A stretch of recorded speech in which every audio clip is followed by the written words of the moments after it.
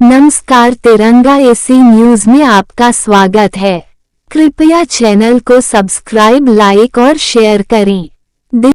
नमस्कार, तिरंगा AC news में आपका स्वागत है। मैं विशाल चौरसिया आज वाराणसी में सन 2024 के चुनाव को लेकर चर्चा करने जा रहा हूं और वाराणसी लोकसभा चुनाव वो क्षेत्र है जहां भारत के प्रधानमंत्री श्री नरेंद्र मोदी जी तीसरी बार लोकसभा चुनाव लड़ रहे हैं। प्रधानमंत्री मोदी जी सन 2014 में जब वाराणसी से चुनाव लड़ने की घोषणा किए तो कई लोगों को आश्चर्य भी हुआ था कि गुजरात का मुख्यमंत्री गुजरात को छोड़ करके वाराणसी से चुनाव लड़ रहा है। तब आपने कहा था कि मां गंगा ने मुझे बुलाया है और मां गंगा की आप पे ऐसी कृपा हुई कि पूर्ण बहुमत से भाजपा ने सरकार बनाया। तीसरी बार लोकसभा चुनाव लड़ रहे मोदी जी के लिए श्री रवि चाणक्य जी, राष्ट्रीय अध्यक्ष नरेंद्र मोदी विचार मंच, खुद गुजरात से मोदी जी के चुनाव को लेकर प्रचार प्रसार और जन जागरूकता और मोदी जी को लोग चुनाव में वोट दें, बीजेपी को वोट दें, उसके लिए वाराणसी आए हुए हैं। तो रवि चाणक्य जी से आज मुलाकात में पूछते हैं कि आप वाराणसी में क्यों आए और किस ढंग से संचालन करेंगे या प्रचार करेंगे। रवि चाणक्य जी, आपका हमारे चैनल तिरंगा एसी न्यूज में स्वागत है। नमस्कार। सर्वप्रथम तो वाराणसी की जनता को इस चैनल के माध्यम से सादर नमन वंदन। और आप जानते हैं कि अपना वाराणसी के अंदर में आना पहली बार नहीं हुआ है। 2014 में भी हम लोग मार्च में आ गए थे और मई में हमारा निर्वाचन था। 19 में भी आए और इस बार भी आए, लेकिन इस बार कुछ एक नया है। हर बार आते थे हम नरेंद्र भाई को जिताने के लिए। इस बार नरेंद्र भाई को तो काशी की जनता ने मन बना ही लिया है बहुत पहले से कि हमको प्रचंड बहुमत के साथ जिताना है। और ये काशी के लिए सौभाग्य और बड़े गर्व की बात है कि भारत की 542 सीटें देश का सांसद चुनती है और मात्र एक सीट काशी ऐसी है कि जो देश के प्रधानमंत्री को चयनित करती है। इसलिए काशी के लिए भी गर्व की बात है और नरेंद्र भाई के लिए भी गर्व की बात है कि पौराणिक दृष्टि से काशी जो पृथ्वी से ऊपर रखी गई, अलग रखी है, ऐसे पुण्य भूमि पर उनको सांसद का प्रतिनिधित्व करने का सौभाग्य मिल रहा है और इसी पे अपने लोग काम करने वाले। ठीक है, वाराणसी के लोग प्रधानमंत्री को चुनते हैं, लेकिन जनता बीजेपी को, मोदी जी को क्यों वोट दे? आपको क्या लगता है कि हम आपकी सरकार ने ऐसा क्या काम किया है कि लोग मोदी जी को या मोदी जी के नाम पर या बीजेपी के नाम पर वोट दें? देखिए, सबसे बड़ी चीज ये है हम क्यों वोट दें। इसके 3 कैटेगरी होती है। एक, काशी में क्या किया, दूसरा नरेंद्र भाई में ऐसा क्या है हम वोट दें, और तीसरा है कि 15 अगस्त 47 के बाद से आज तक नरेंद्र भाई ने ऐसे कैसे ऐतिहासिक कार्य किए हैं कि जो पूरे देश की जनता मोदी में खो गई। पहले आता काशी। आपको याद होगा जब से देश आजाद हुआ, यह महा पवित्र पुण्य धरती है और मदन मोहन मालवीय जी जैसे और हमारे संत कबीर जी जैसे युग दृष्टाओं की ये भूमि है। लेकिन आपने देखा होगा कि जब हम काशी में आते थे, एयरपोर्ट उतरते थे या कैंट में उतरते थे, तो रिक्शे लगे रहते थे और परिणाम ये निकलता था कि एक गंतव्य से अपने लक्ष्य तक पहुंचने के लिए हम घंटों जाम का सामना करना पड़ता था। इंफ्रास्ट्रक्चर भी नहीं था, फैसिलिटीज भी नहीं थी, और लॉ एंड ऑर्डर तो आप जानते हैं कि क्या लॉ एंड ऑर्डर था। हमारे विदेशी लोग आते थे, उनके साथ क्या होता था, ये तो अलग की बात हो गई। लेकिन 26 मई 2014 को जैसे नरेंद्र भाई ने प्रधानमंत्री की शपथ ली, आप एयरपोर्ट से जब बनारस आते हैं या काशी के अंदर में आते हैं, तो जो बदलाव हुआ है ये अपने आप में एक अद्भुत है। चाहे काशी के रेलवे स्टेशन हो, चाहे बनारस का रेलवे स्टेशन हो, चाहे जन का कैंट का हो, और चाहे पूरे बाबतपुर का एरिया हो, चाहे बनारस का सीवर का एरिया हो, जो भी था, कम से कम कई हजार करोड़ की परियोजनाएं भारत की जो महत्वपूर्ण थी वो बनारस में लागू हुई। ये बनारस के विकास का गति। क्या आज बनारस के अंदर में दुनिया का कोई भी व्यक्ति आता है, उसको लगता कि विश्व स्तरीय हम शहर में आ गए। पहले क्या होता था, साइकिल पैडल वाला रिक्शा चलता था, नहीं तो गणेश ऑटो चलता था या विक्रम चलता था, वो भी असंभव हो जाता है, घंटों धूप में खड़े रहते थे। आज लगभग इतने ई रिक्शा हो गए जो जाम का कारण बन गया है। इतने ई रिक्शा होने के बाद भी आप सुचारू गति से आप पूरे काशी का मान और यश और गौरव बढ़ रहा है, और अपने को लगता है कि नरेंद्र भाई ने कोई एहसान नहीं किया।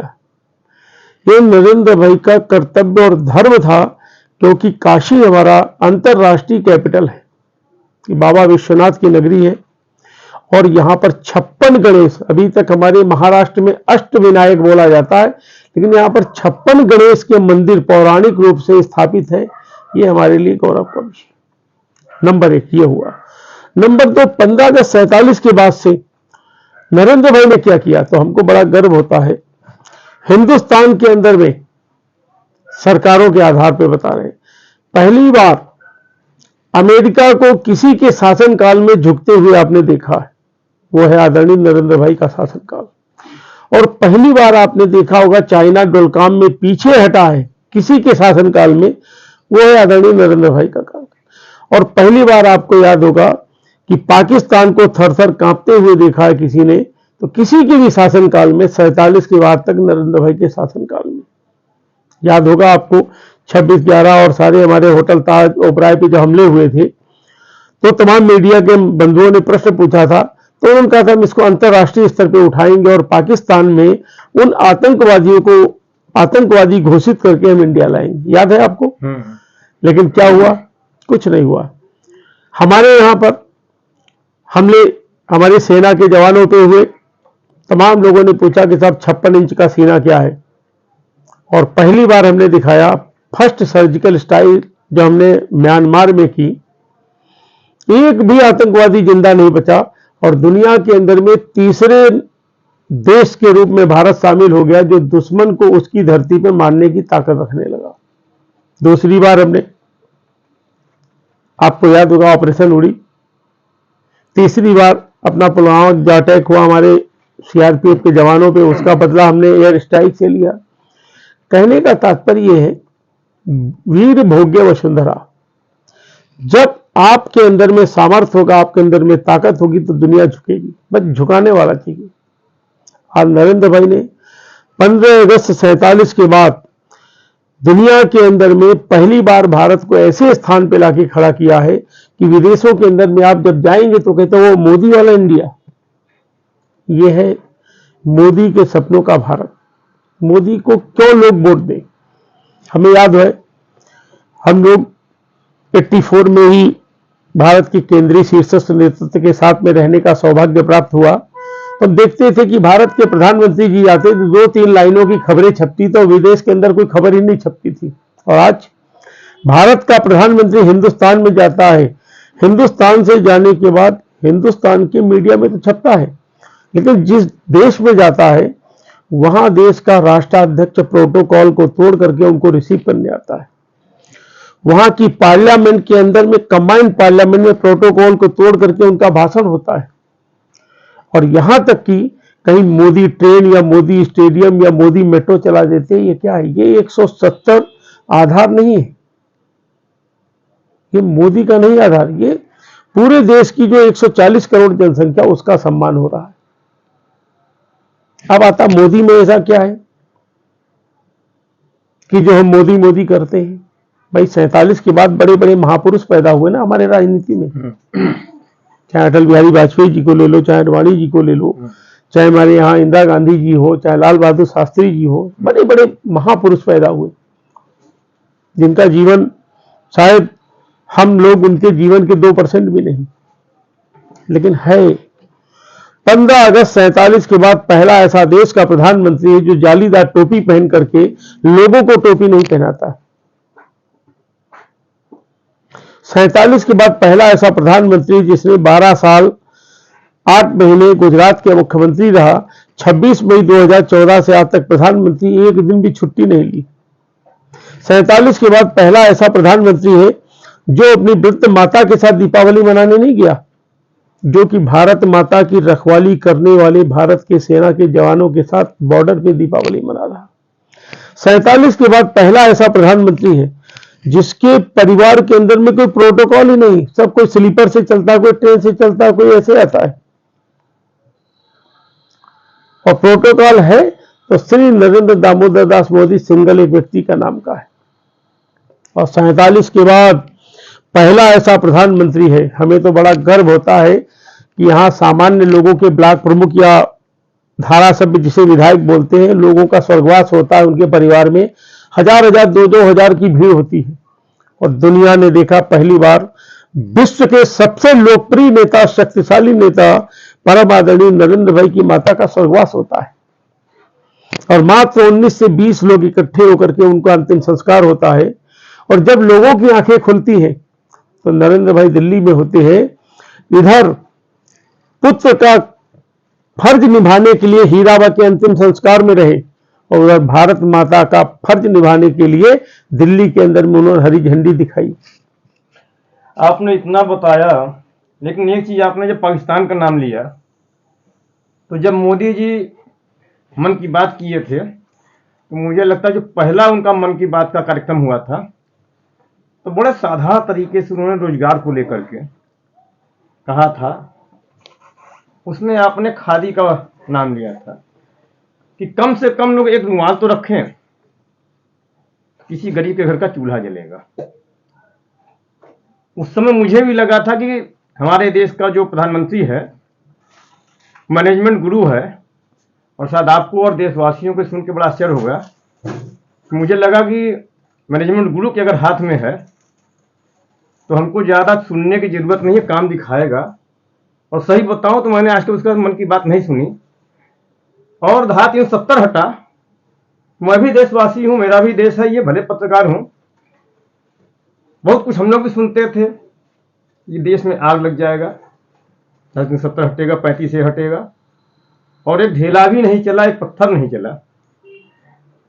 तो नरेंद्र भाई मोदी जी प्रधानमंत्री हैं, कहते हैं, छोटी छोटी बातों समझाते हुए उन्होंने देहरादून में उद्योगपतियों को सबसे कहा कि भाई आप लोग अपने यहाँ के ये इवेंट विदेशों में जाकर करते हैं, भारत में करिए, रोजगार के अवसर यहाँ के लोगों को मिले। तो इसी तरह एक छोटा सवाल ये भी है कि भारत में चाइना मंझा बैन है, उसके बावजूद हर जगह बिक रहा है।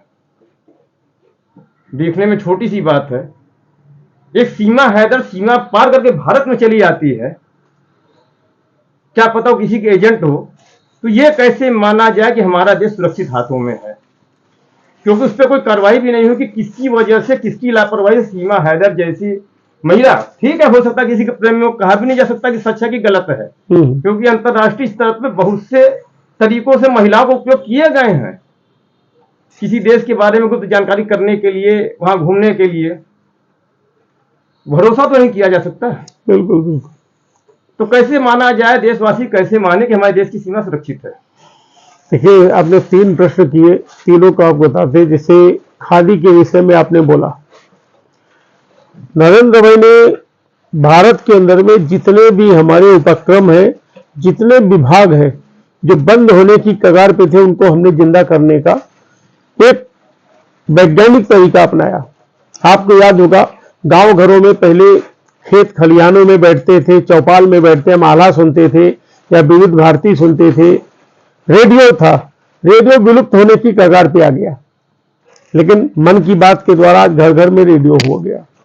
आपको याद होगा कि जैसे भी डाक विभाग बंद होने की कगार पे था, जब से हमारे पास मोबाइल हो गया, इंस्टाग्राम, व्हाट्सएप और मोबाइल हो गया, तो चिट्ठी, डाकिए सब काम भूल रहे थे।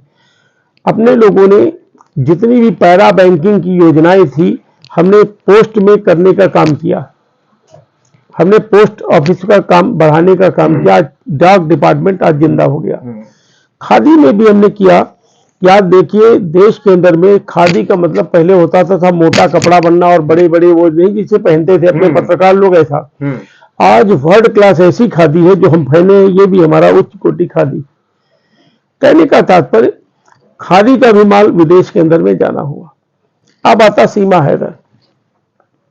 देखिए, कुछ हमारे कानूनों की कमियां थी कि पाकिस्तान से चली जैसे जैसे आकर के मित्र देश में आ गई, मित्र देश से यहां आई और यहां भी वो एजेंट की तरीके ना आकर के वो सबसे पहले उसने भारतीय व्यक्ति से शादी की।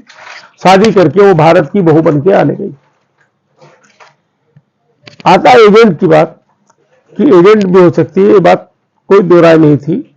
अपने लोगों ने भारत की जितनी भी हमारी जांच एजेंसी थी, उन सबकी एक्सरसाइज उस पर चालू है और काफी हुई भी। आपको भी, सबको, मीडिया को मालूम है।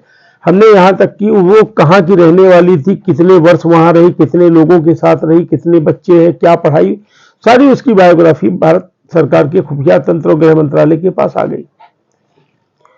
जो कमियां हैं, लेकिन कभी कभी क्या होता है, आप जानते हैं कि हम लोग मजाक में कहते हैं कि पाकिस्तान के अंदर में दो ही व्यक्ति बिना वीजा पासपोर्ट गए और वापस आए। एक फिल्म के अंदर में हमारे सनी देओल जी गदर में गए थे और दूसरा हमारा भाई नरेंद्र भाई गया था। आपको याद होगा, जब पिछली बार बाहर जा रहे थे, अचानक बिना किसी इंफॉर्मेशन के वहां उतर गए, बिना वीजा पासपोर्ट, और वहां के प्रधानमंत्री से मिलकर आए। ये है नरेंद्र भाई की ताकत। दूसरा, हम विश्व की किसी भी जनता का कोई अपमान नहीं करते, उनसे हम डरते भी नहीं, और ये भी कहते हैं कि दैवीय आपदा आएगी तो शायद दुनिया में उनका देश पीछे होगा, हम पहले होंगे जो रोटी कपड़ा मकान देने का काम करेंगे। आपको याद होगा, हमारा दुश्मन देश टर्की था। टर्की में भूकंप आया, मौत का तांडव मच गया। तमाम छोटे छोटे बच्चे बेचारे भूख से तड़प रहे थे, दूध नहीं था, पानी नहीं था। हिंदुस्तान ने ऑपरेशन दोस्त चलाया और पहली बार इंडियन आर्मी और हमारे एनडीआरएफ के जवान जाकर के वहां पर काम किए, रोटी कपड़ा मकान की व्यवस्था की, उनके जीवन को बचाने का काम किया। उसका परिणाम क्या हुआ आप देखिए, जब हमारे एनडीआरएफ और सेना के जवान जब टर्की से वापस हिंदुस्तान आ रहे थे, जो देश हमको पानी पी पी करके गाली देता था, उन्हीं लोगों ने तालियां बजा करके स्वागत किया। यह है मोदी के सपनों का सृष्टि और भारत। हम एक सीमा इधर, मान लीजिए कल को उसको उठा करके हम जेल में डाल देते, तो ये भी तो हो सकता था कि वो लड़की कहीं आई भारत के बहू बन करके वो और अचानक जाती, तो कहीं ना कहीं मानवता के ऊपर एक प्रश्न चिन्ह लगता। तो इसलिए हमने टोटल जो भारत सरकार ने खुफिया एजेंसी को दिया कि आप इन्वेस्टिगेशन करो, आपको लगता अगर अच्छी तो ठीक है, बुरी लगती तो आप जो प्रक्रिया कानून की है वो करो। इसलिए नरेंद्र भाई कभी भी जीवन के अंदर में जोश में होश नहीं खोते। एक सवाल मेरा और था, चाइनीज मांझा के, इससे कई मौतें हो भी चुकी हैं, आप लोग भी मीडिया के मार्फत से जानकारी प्राप्त किए होंगे, मिली होगी, और ये सुरक्षा के अलावा ये मौत का ये खेल हो चुका है। इसी व्यापार नहीं है, ये मौत का व्यापार बन चुका है। लेकिन कहीं ना कहीं व्यापारी ठीक है, अपना व्यापार कर रहे हैं, लेकिन सरकार की जिम्मेदारी है कि जिससे मौत हो रही खतरा है और रोक पाने में असफल हो गई सरकार चाइनीज मांझा को। आपको ये छोटा सवाल लगेगा, लेकिन जिससे हमारे यहाँ छोटे छोटे बच्चे मर जा रहे हैं, बाइक चलाते हुए लोगों को गर्दन पे मंझा लगता है, मौत हो जा रही है, और हमारी सरकार असफल हो गई है। क्योंकि यूपी में भी बीजेपी की सरकार है, मोदी जैसे बुलडोजर बाबा कहा जाने वाले की सरकार होने के बावजूद खासकर यूपी में हर जगह चाइनीज मांझा बिक रहा है। देखिए ऐसा है, देखिए इन सब चीजों पे बहुत तेजी से काम चल रहा है, लेकिन क्या होता है, कभी कभी अंडर टेबल जो होता है ना, उस पर लॉ एंड ऑर्डर काम नहीं करता। जैसे दो भाइयों का आपस में घर के अंदर में झगड़ा हुआ, एक भाई का टांग टूट गया, पैर टूट गया, एक भाई की हत्या हो गई, उसमें पुलिस नहीं कुछ कर सकती क्योंकि वो इंटरनल घर के अंदर में हो रहा। चाइनीज मांझा से ज्यादा तो क्या हो गया है कि यही सेम प्रकार का मंजा हमारे अपने लोग बनाने लगे घरों में। अब घरों में बल्क में नहीं बन रहा है, वो बना रहे हैं कहीं 1000 मीटर। अब 1000 मीटर ना तो पुलिस को मालूम होता ना पब्लिक को मालूम होता है। सब युवा बच्चे आते, वो कहते साहब हमारी पतंग जीतनी चाहिए, ऐसा मंजा दे दो। अब हमने कहा भैया ये आपकी पतंग 100% जीतेगी, वो तो मंजा लेके चला गया, वो जांच नहीं कराएगा। लेकिन बना कितना, मात्र 1000 मीटर, 1000 मीटर 1 घंटे में खत्म।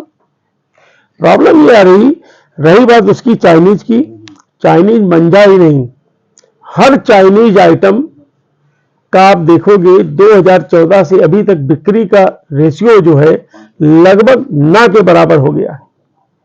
आप याद होगा होली आपकी आती थी, अभी चाइनीज होता था। दीपावली आपकी आती थी, पटाखा चाइनीज होता था। दीपावली आपकी आई तो लड़ी जो लाइटिंग की होती थी चाइनीज होती थी। आज धीरे धीरे ना के बराबर हो गया, क्योंकि हिंदुस्तान की जनता पार्टी पर नहीं, भाषा पे, प्रांत पे, जाति पे नहीं, राष्ट्रवाद पे एक होकर के काम कर रही। अभी हमारे एक समाजवादी पार्टी के मित्र थे, पिछली बार बड़े गर्व के साथ बोल रहे थे, बोले रवि साहब हमने 2 पैसा ज्यादा लेकिन हमने हिंदुस्तानी अपनी लाइटिंग लगाई है। इसका मतलब क्या, चाहे समाजवादी पार्टी के लोग हों, चाहे कांग्रेस के लोग हों, चाहे भारतीय जनता पार्टी, सबके अंदर में राष्ट्रवाद तो है। वो अलग बात है कि बोल नहीं सकते। अभी एक घटना घटी एक जगह की, एक वोट दे करके निकला, बोला साहब किसको बोले, हमने तो राष्ट्रवादी को वोट दिया। एक वहां पे गठबंधन के, इंडी गठबंधन का खड़ा था, उसने कहा नहीं साहब पुलिस बुलाते। बोले क्यों, बोले साहब आपने बीजेपी प्रचार कर दिया। बोले क्या किया, तमाम लोग पूछने, बोले नहीं उन्होंने राष्ट्रवादियों को वोट दिया। तो बोले नहीं भाई हमने तो राष्ट्रवादियों को वोट दिया, कहा ना हमने पार्टी का नाम किया। बोले हमको बेवकूफ समझाए क्या कि राष्ट्रवादी का मतलब क्या होता है। अर्थात अपोजिशन के लोग भी राष्ट्रवादी का मतलब भारतीय जनता पार्टी जान गए। लेकिन हम देश की हर पॉलिटिकल पार्टी के वरिष्ठ लोगों का सम्मान करते हैं, हर पॉलिटिकल पार्टी के कार्यकर्ताओं का सम्मान करते हैं। सबके अंदर में अंतःकरण में हिंदुस्तान है। वो अलग बात है कि वोट की राजनीति के लिए ऊपर से हम चांद और तारा और हरा झंडा ओढ़ लेते हैं, लेकिन अंदर से हिंदुस्तान है। फिर भी अपना मानना है कि चाइनीज मंजा ही नहीं बल्कि सारी विदेशी वस्तुओं को एक लिमिट पर, जो टेक्नोलॉजी हमारे हिंदुस्तान में नहीं उसको आप खरीदो। जो है तो भारत से लोगे तो इससे ये होगा, कोई भी भाषा, प्रांत, जाति, धर्म का व्यक्ति होगा लेकिन अपने हिंदुस्तान का है तो वो ताकतवर होगा, तो हिंदुस्तान ताकतवर होगा। और मोदी जी का मानना है कि हमारे देश की जनसंख्या 140 करोड़ है। 140 करोड़ जनसंख्या डेली अगर एक कदम अच्छा कार्य करती तो हमारा देश 140 करोड़ कदम अच्छा ही गौर बढ़ेगा। और फिर हिंदुस्तान तो ये वही है ना, आपको याद होगा जहां इशरत जहां को बेटी माना गया, दाऊद को भाई माना गया, कन्हैया को बेटा माना गया। आप देखिए ना ये वही। और आज देश के अंदर में परिवर्तन, आज कानून का राज। किसी भी राज्य में निकल जाओ, चाहे हमारे विरोधी राज्यों में भी निकल जाओ, कोई भी मुख्यमंत्री के वो डरता है, वो जानता है कि ये देश अब कानून का पालन और कानून का डर सिखा रहा है। चाहे रवि चाणक्य हो, उनको भी कानून से डरना पड़ेगा, और चाहे भारतीय जनता पार्टी का शीर्ष नेता हो, उसको भी कानून से डरना पड़ेगा। ये कानून का भय हर व्यक्ति में होना चाहिए, क्योंकि कानून का भय नहीं होगा तो हम सब निरंकुश हो जाएंगे। इतने चीजों में सुधार और बदलाव हुआ, लेकिन क्या चुनाव का इंतजार हो रहा था? आप चाहते, सरकार चाहती, मोदी चाहते तो एनआरसी, सीए, समान नागरिक संहिता और बच्चों को लेकर, जो पॉपुलेशन को लेकर है, उस पर तो कानून पहले ही ला सकती थी। क्या ये तीसरे टर्म का इंतजार किया जा रहा है, या कि ये था कि नहीं अब चुनाव में जाने का कोई मुद्दा होना चाहिए तो इसको दिखा करके ही चुनाव लड़ा जाए? देखिए 26 मई 2014 को जब नरेंद्र भाई ने सत्ता संभाली, उस समय हम -10 जमीन में खड़े हुए थे। आपको याद होगा तत्कालीन रक्षा मंत्री को जब बोला गया था कि बुलेट प्रूफ जैकेट और गाड़ियों के लिए, तो कहा था हमारे पास बजट नहीं। आपको याद है ना? आज वही देश है, सरकार भी वही। आज दुनिया के अंदर में हमारी सेना चौथे नंबर पे आके खड़ी हो गई। कभी कभी क्या होता है, बिल्डिंग बनानी है तो फाउंडेशन स्टोन पहले नींव को खोदेंगे, नींव भरेंगे, फिर स्ट्रक्चर खड़ा करेंगे, फिर वो धीरे धीरे होगा। हमारे पास में इतने गड्ढे थे, उनको भरने के लिए समय चाहिए था। जैसे मान लीजिए हमारी 20-22 साल की बहन विडो हो गई, अचानक वो एक बार बच्चों को पब्लिक स्कूल में वापस करके प्राइमरी में पढ़ा सकते, लेकिन भूख से तड़पेंगे तब उसको घर से बाहर निकलना पड़ेगा। घर से बाहर निकलने पे उसको रोजगार नहीं मिला, धक्के खाने पड़ेंगे। ऐसे उसका फ्यूचर कैसे सेव किया जाए? सबसे पहले नरेंद्र भाई ने जनधन योजना और लघु बीमा योजना चालू की बहनों की सुरक्षा के लिए। फिर बेटी बचाओ बेटी पढ़ाओ, फिर स्वच्छता का, क्योंकि आपको मालूम है कि 50% बीमारियां हमारी गंदगी से हो रही थी। धीरे धीरे करते ये सब। फिर एक बहुत बड़ा कलंक था हमारे ऊपर, हमारी मुस्लिम बहनों को हलाला से गुजरना पड़ता था। आप कल्पना करो, एक स्वाभिमानी बहन भूल से तलाक हो गया, फिर दोबारा अगर उसी पति के पास आना है तो उसको किसी गैर मर्द के साथ इच्छा न होते हुए हलाला। तो ये सब जितनी भी कुरीतियां थी, कलंक थे हमारे समाज पे, उनको खत्म किया। फिर आपको याद होगा, हमने मेडिकल कॉलेज की श्रृंखला बहुत बढ़ाई, एम्स हमने जब लंबे बढ़ा दिए, IITs बढ़ गई, उसके बाद में IIM बढ़ गए, तमाम इंफ्रास्ट्रक्चर हो गया। जो रोड का जाल था वो पूरे देश में बिस्ता चला गया। बिजली हमने डबल कर दी, LED लगा करके हमने पूरे देश के अंदर में बिजली को, इंडस्ट्रीज को डेवलप किया। कहने का तात्पर्य था, हमने एक चीज देखी, कहते हैं भूखे भजन न होए गोपाला, यह ले अपनी कंठी माला। हमने शिक्षा के क्षेत्र में, चिकित्सा के क्षेत्र में, सुरक्षा के क्षेत्र में काम किया। अब आ रहा था कोरोना काल में, जो लोग श्रमिक हमारे बाहर थे वो सब घर भाग आए, खाने के लिए त्रासदी मच गई। तो अपने लोगों ने निःशुल्क इन लोगों को भोजन के लिए अन्न वितरण का कार्यक्रम किया, अर्थात पेट भर गया। शिक्षा, चिकित्सा, सुरक्षा और भोजन, और प्रधानमंत्री आवास उज्ज्वला। उसके बाद हमने प्रभु श्री राम का मंदिर दे दिया कि भाई अब पेट भी भर गया, प्रभु का नाम लो। अब आते हैं जनसंख्या नियंत्रण का, समान नागरिक संहिता का, ये सब ये अब हो जाएंगे। ये तीसरा अवसर नहीं था, लेकिन क्या होता है, साल में 365 ही दिन होते हैं। एक बिल को लाने के बाद जनता के मूड को देखना पड़ता है, इंप्लीमेंटेशन करना पड़ता। आपको याद होगा किसान बिल आया था, कितना लाभदायक बिल था, लेकिन चूंकि किसानों ने उसका विरोध किया, बहुत किसान तो 90% जानते ही नहीं थे किसान बिल है क्या। नरेंद्र भाई ने उनका सम्मान करते हुए गुरु साहब के पर्व के दिन उनका बिल वापस कर लिया। ऐसे ही CA आपको याद होगा, और अब देश जलने लगा। लेकिन है किसके लिए? कहने का तात्पर्य, सारे जो जनता के हित में है, राष्ट्र के हित में है, वो सारे बिल धीरे धीरे आ रहे हैं। लेकिन जनता को विश्वास में लेकर के बिल आते हैं तो अच्छा लगता है, और अपने लोग जनता को विश्वास में लेकर के ही करते हैं। क्योंकि नरेंद्र भाई का मानना है, भाषा, प्रांत, जाति, धर्म से ऊपर होकर के काम करें। कहते हैं ना कि भूल कर मुख में जाति पंथ की न बात हो, भाषा प्रांत के लिए कभी न रक्तपात हो। अपने लोग भाषा, प्रांत, जाति से उठ करके नरेंद्र भाई के स्वप्न का भारत, जो परम वैभव भारत है, उसका निर्माण करना। एक तरफ सरकार इतना काम कर रही है, दूसरी तरफ इस चुनाव में माननीय प्रधानमंत्री जी और गृह मंत्री जी अमित शाह ने मंचों से कहा है कि तीसरा टर्म मेरा आने दीजिए तो 6 महीने पीओके हमारे भारत का हिस्सा होगा। उसके साथ ही हमारे देश में बेरोजगारी की बात हो रही है, किसानों के आय की बात भी हो रही है। इन दोनों को कैसे आप देखते हैं?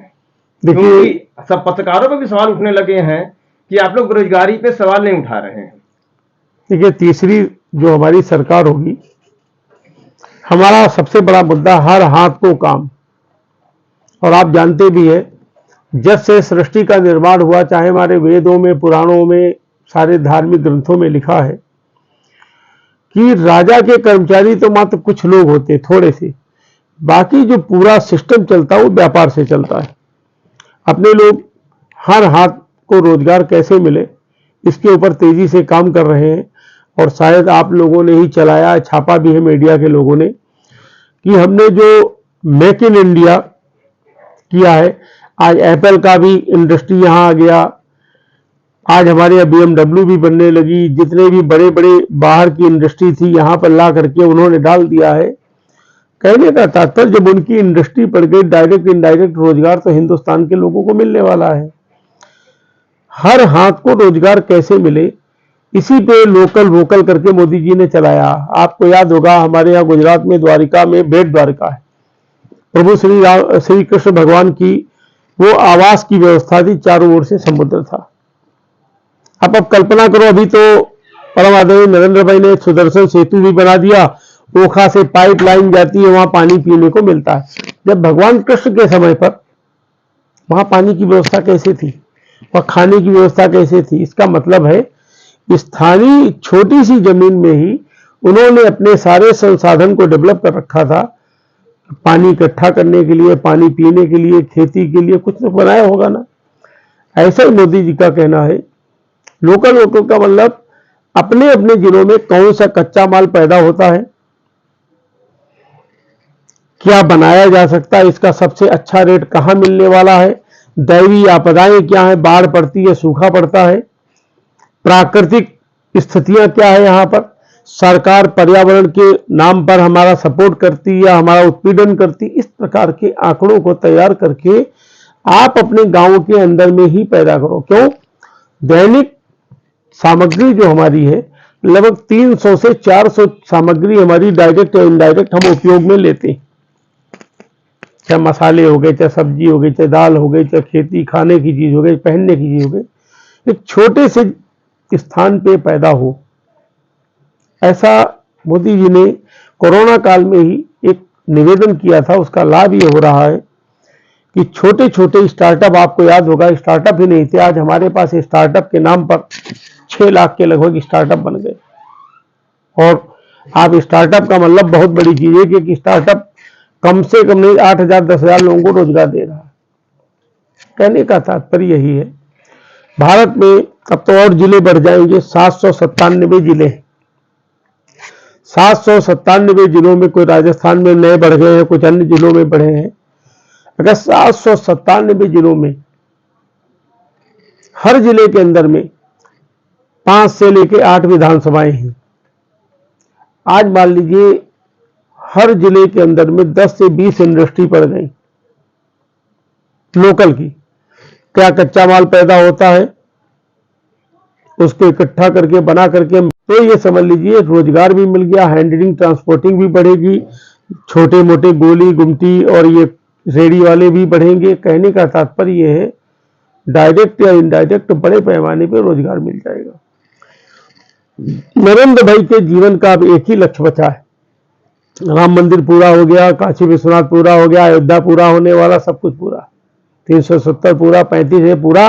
परम आदरणीय हमारे अटल बिहारी वाजपेयी जी का जो लक्ष्य था वो सब खत्म, कुछ भी नहीं बचा।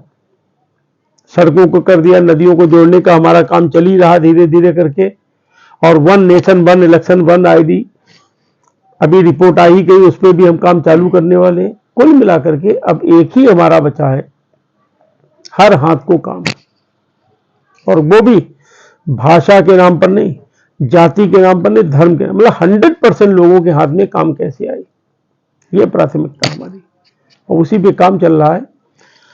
काम बहुत कठिन है, लेकिन इतना भी कठिन नहीं कि अगर हिंदुस्तान की 140 करोड़ जनसंख्या में कुछ लोग आकर के आगे बढ़ेंगे वो पूरा ना हो जाए।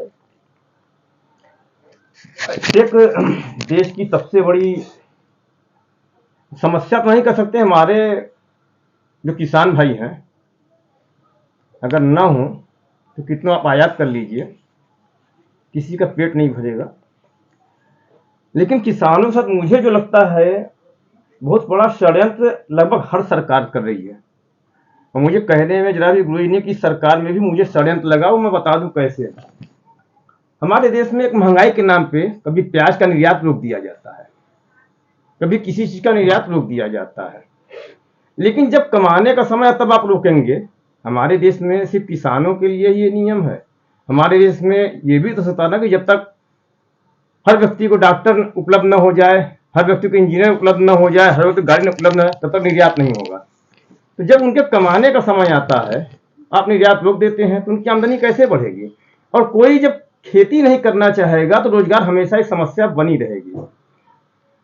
तो इससे कब तक, खासकर किसानों को जब तक हम व्यापारी नहीं बनाएंगे, उनको समझाएंगे नहीं और सरकार उसमें सहयोग नहीं करेगी, अंतर्राष्ट्रीय बाजार नहीं खोजेगी। एक सामान्य सा स्कूल का टीचर आजकल 40,000, 60,000, 70,000 तनख्वाह पा रहा है और वो कहता है कि महंगाई है।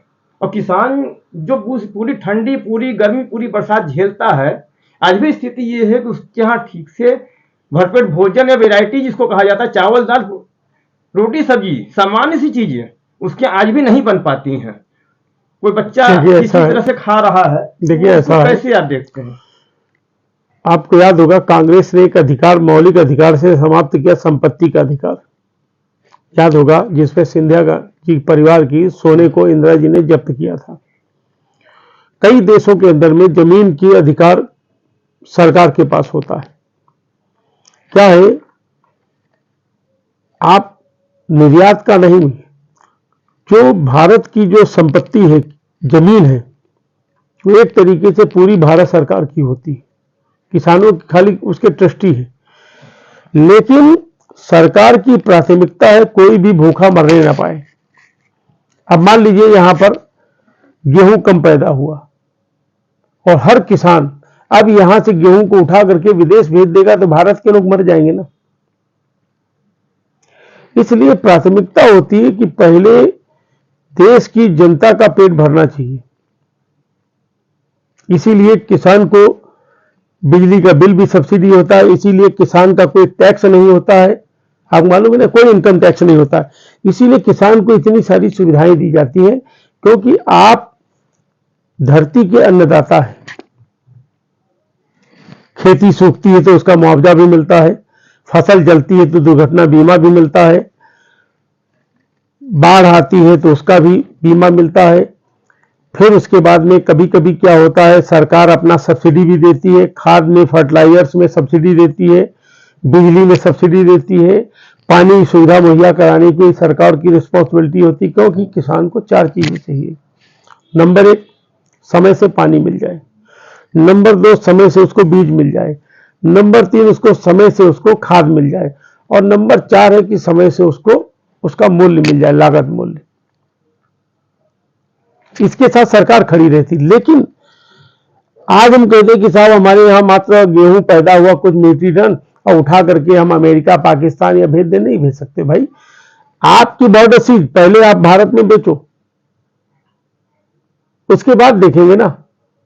इसलिए ये नहीं कह सकते कि किसानों के कमाने का मौका आता सब ऐसे तो हो जाएगा तो फिर दुनिया में हर आदमी बाहर ही बेच देगा तो भारत में क्या होगा। आज आप मालूम है, भारत के अंदर में टॉप क्लास के जो अच्छे फल, अच्छे आम सब फॉरेन चले जाते हैं और जो बचते इंडिया वाले मार्केट में खरीदते। तो भैया मेरे सीधा फंडा है कि पुराने जमाने में होता था, हम देखते थे कि जब गाय भैंस दूध देती थी, दूध दूह करके सब बेच देते थे, थोड़ा थोड़ा दूध घरों में बचता था, बच्चे दूध के लिए तड़पते थे, लेकिन वो पैसे की लालच में मार्केट में निकल जाता था।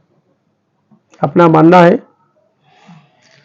कि किसान और किसान की भूमि भारत का अभिन्न पार्ट है, भारत के विकास का और भारत की जनता का। इसीलिए इसको अन्नदाता बोला गया। अन्नदाता का मतलब अन्नदाता है। इसीलिए सरकार उनको सुविधा भी देती है और सरकार उनके सुख दुख में उनके साथ खड़ी है। कोई भी सरकार हो, खाली ऐसा नहीं कि मोदी जी की, कोई भी सरकार हो, सब खड़ी होंगी।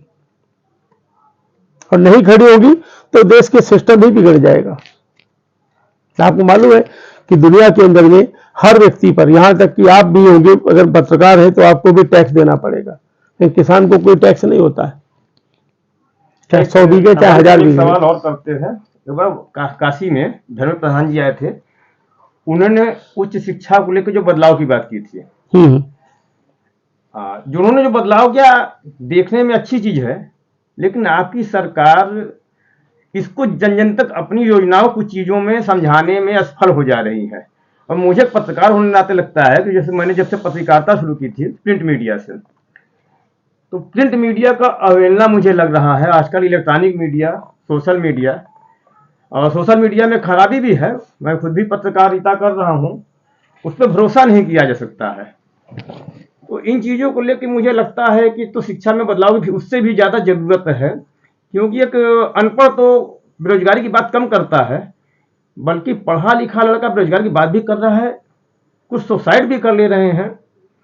तो इसमें अभी आपको क्या लगता है कितने बदलाव की जरूरत है? देखिए, पूरी नई शिक्षा नीति अपनी बन गई है और उसका इम्प्लीमेंटेशन भी चल रहा है, लेकिन क्या है कि इसका सबसे बड़ा कारण है कि विद्यार्थियों की काउंसलिंग नहीं हो पाती।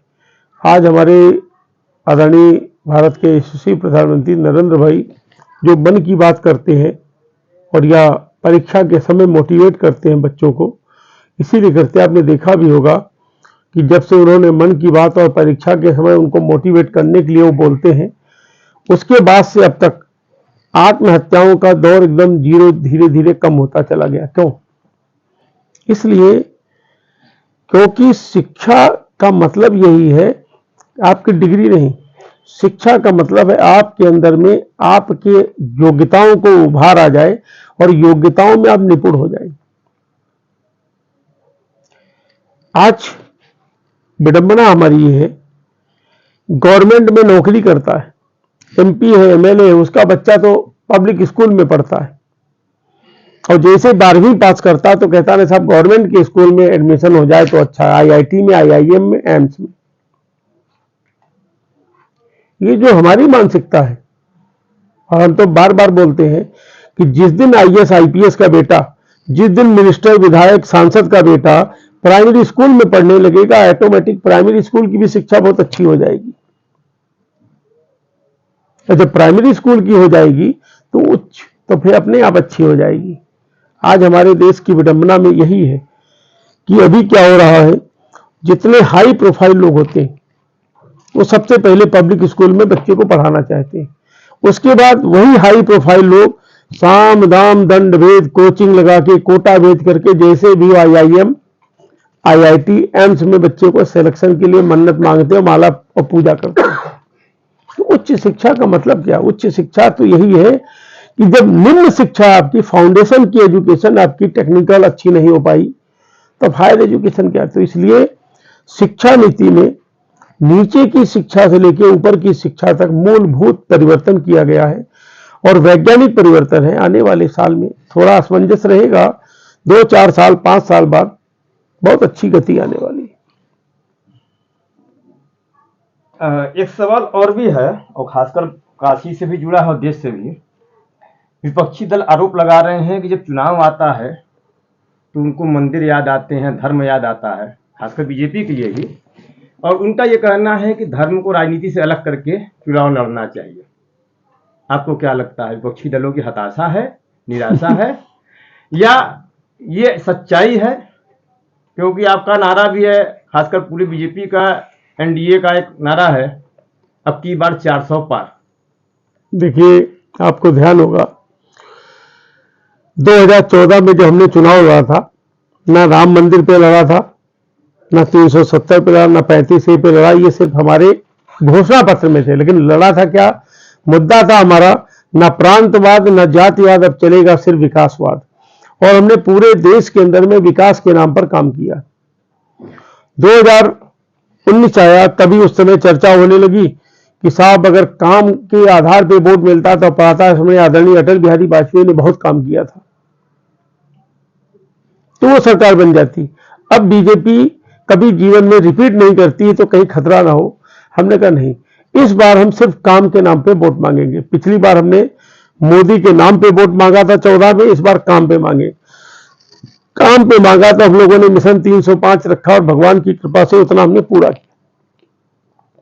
इस बार भी हमने विकास सुरक्षा के साथ हमने हर हाथ को रोजगार के आधार पर जो वोट मांगा है, कहीं भी हमने किसी भी राम मंदिर 370 नहीं बोला, क्योंकि तो सारे मुद्दे समाप्त हो गए भाई, अब वो मुद्दे ही नहीं बचे।